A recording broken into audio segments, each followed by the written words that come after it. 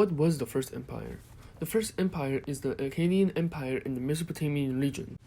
The origin of the Akkadian people started in central Iraq. Their land was between the city of Baghdad and where the Tigris and Euphrates River were at its closest. The Akkadian homeland of Akkad was just north of the Babylonian and Sumerian peoples. Their capital of Akkad was also called Agade in the Akkadian language. The Akkadians, under the rule of Sargon the Great, invaded Sumeria. He wanted to control the Sumerian city-states, not just loot and pillage like the previous nations made before him.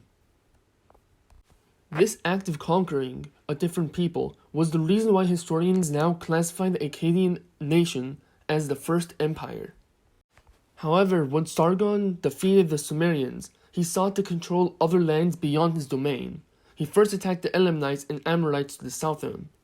After that, he finished his conquest of northern Mesopotamia.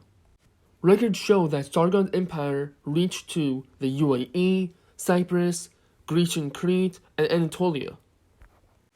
After the death of Sargon, his empire was inherited to Remish. Remish had problems dealing with the Sumerian revolts. After that, he got assassinated. Other rulers of the empire were Manashtusu, Naram-Sin, and Sharkali-Shari. Every time a ruler changed, the Sumerians revolted, until the last ruler couldn't take much of the threats inside and outside of the empire. The Sumerian revolts and the mountainous people called the Gutians kept attacking from the outside and inside, and the empire had to collapse at some point, after 100 years.